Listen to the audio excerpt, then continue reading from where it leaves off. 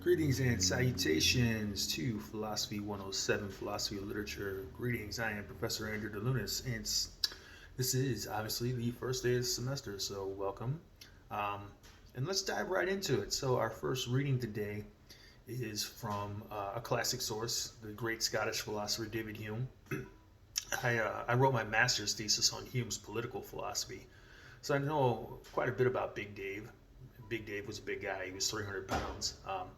But a kind of a jolly old soul. As a matter of fact, if you want to know, that's what Hume looked like. What's that thing on his head, Professor D? That's a Scotch bonnet. You've heard of Scotch bonnet peppers? That's a Scotch bonnet, and I am Scottish, so there we go. Um, so what is going on with Hume in Of Tragedy? Well, before we dive into the nuts and bolts of that, let's talk a little bit about David Hume's philosophy generally. Hume is one of the very first philosophers, another big prominent figure in the 18th century to emphasize these themes is Francis Hutcheson, but I digress. He's one of the first philosophers to emphasize the importance of empathy and the emotions. Hume uses the term sentiment or passions, right, for emotions, but he's one of the first to emphasize their importance for human beings, right? Philosophers, how should I put this? There's a prejudice, if you will, among philosophers. I call it the conceit of philosophers.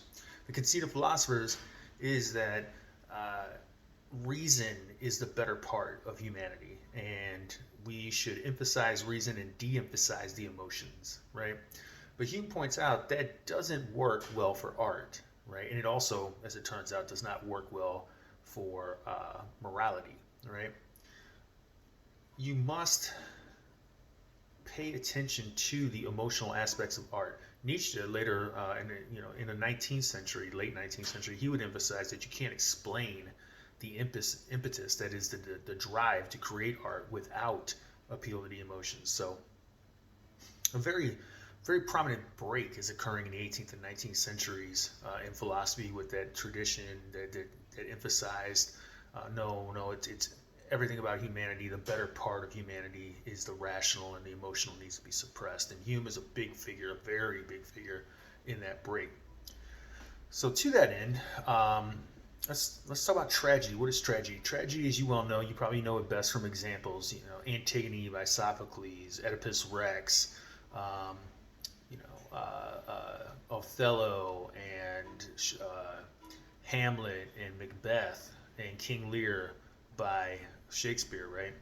Um, and what happens in a tragedy? Well, traditionally, be it Greek or be it Shakespearean tragedy, you have a protagonist called the hero who, through hubris or some other means, experiences a downfall, right? Now, in ancient Greek tragedy, typically the hero was redeemed somehow after his downfall, but that wasn't always the case in Shakespeare's tragedies. Usually, it was just a downfall, and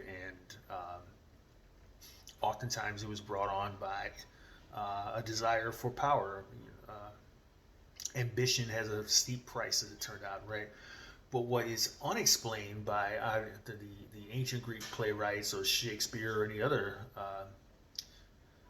playwright to penned a great tragedy is what's the appeal of tragedy, right?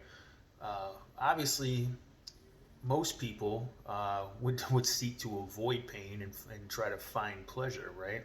So why would we want to see stories performed or read stories about people falling into unfortunate circumstances or having a catastrophic downfall? This has always kind of perplexed aestheticians, philosophers of art, right?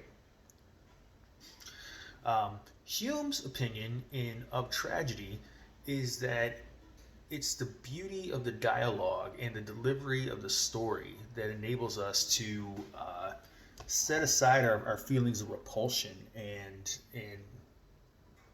be entertained and enjoy the story, right? In other words, it's the delivery rather than the content that appeals to us. Whereas in the ancient world, Aristotle famously argued that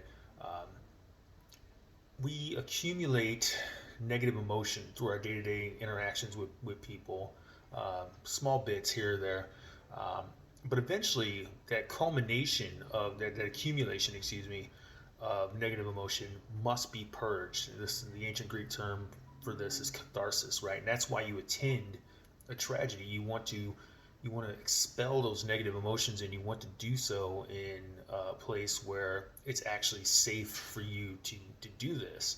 Um, Not Hume's view, right? Prominent Hume scholar Peter Jones, he notes, right? Hume agrees with the ancients, right? That we never fail to know that we are in a theater. So we're never under any illusions, right? That we're in danger when we're watching a tragedy, right? Much like when you watch a horror movie, you're not under any illusions that you're in danger. Although we'll see one interesting exception to that later in the semester. Uh, so we never fail to know that we're in a theater, that almost any passion is better than none, any emotion is better than none, right? And that almost any form of imitation or representation captures our attention and pleases us.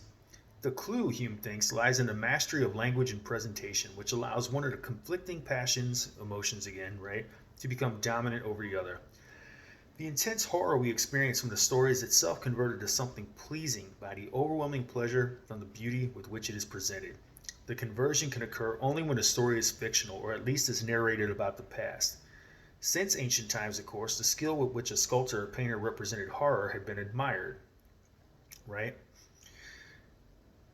By Hume's time, right, in connection with tragedies, however, uh, Hume did not mention sympathy or empathy as it's known today, or the emotions, right? He omitted that from his analysis of tragedy, and raises the question, well, why would he do that, right?